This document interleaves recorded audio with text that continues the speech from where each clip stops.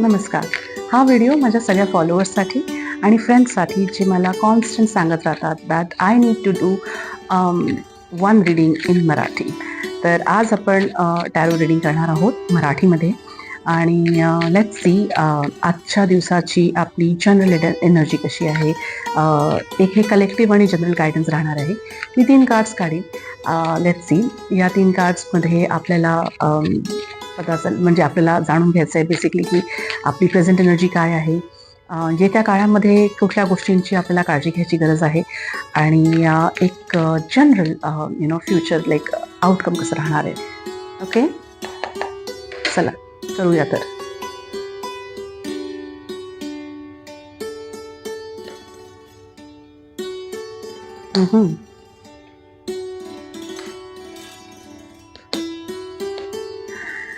At present जे आहे, आत्ता सध्याची जी तुमची प्रेझेंट वाईब आहे, अमेझिंग आहे. जबरदस्त दोन्ही कार्ड्स आलेले आहेत. एक आलेलं आहे किंग ऑफ स्वॉर्ड्स आणि एक आलेला आहे 9 ऑफ पेंटिकल्स. दोन्ही cards combination I must say की जे की सक्सेसची गोष्टी करतायत. तर ॲट प्रेझेंट तुम्ही ज्या पण लेवलला पोहोचला आहात तिथे फार कष्ट करून आला आहात. कुठली गोष्ट इतक्या खूप तुम्हाला असं एका प्लॅटरमध्ये सर्व करून काही मिळालेलं नाहीये.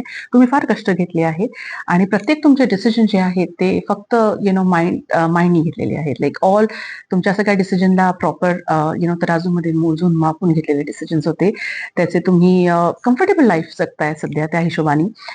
कुठलेही असे हार्डशिप्स मी म्हणेल की सगळ्या त्या हार्डशिप्स आता सध्याच्या परिस्थितीत नाही आहेत आणि तुम्ही चांगल्या गोष्टींनी सिक्युअर केलेलं आहे आपलं करिअर आणि फॅमिली दोन्ही ठिकाणी. सो प्रेझेंट एनर्जी फार छान आहेत, एकदम पॉझिटिव्ह वाटते आहे. आणि स्ट्रॅटेजीज आय मस्ट से की कुठल्या गोष्टी आहेत की ज्यांच्याबद्दल आपल्याला मॅनिफेस्टेशनसाठी करायची गरज आहे. तर जर म्हणजे खूपच चांगलं कार्ड आलेलं आहे व्हील ऑफ फॉर्च्यूनचं. व्हील ऑफ फॉर्च्यून म्हणजे बेसिकली हे आहे कर्मा कार्ड. तुम्ही जसं बेसिकली आपण म्हणतो ना, जसं आपण एखादं हे करू म्हणजे तुम्ही जसे कर्म कराल तशाच प्रकारे तुम्हाला ते कर्म मिळतील आहेत.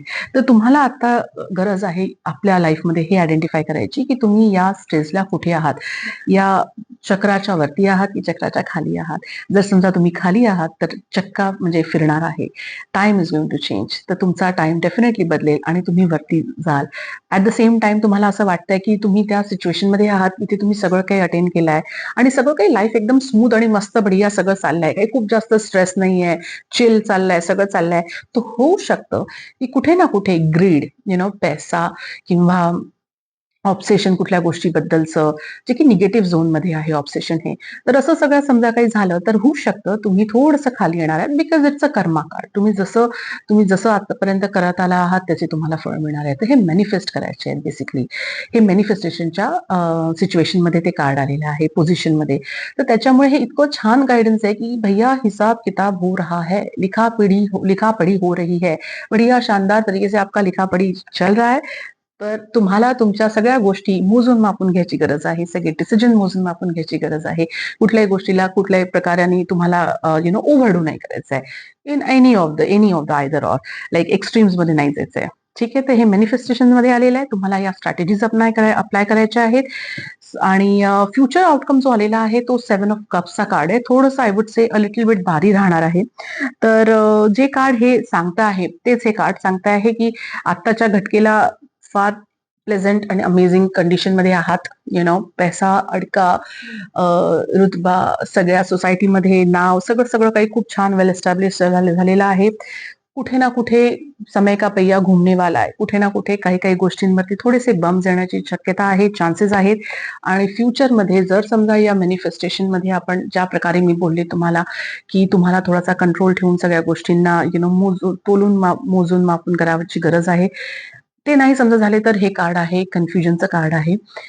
जे की फ्युचर आपल्याला सांगताय की थोडंसं ग्रे दिसतंय सध्याच्या घटकेला.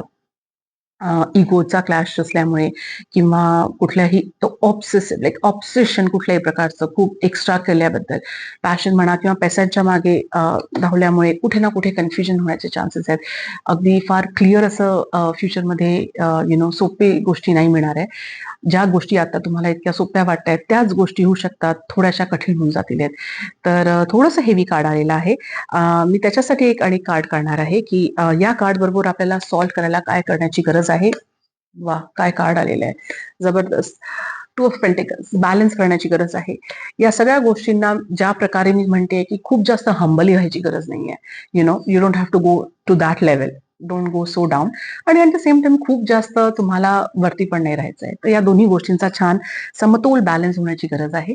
बॅलन्स आउट करा आणि you can manage all your problems, issues आणि परेशानीज.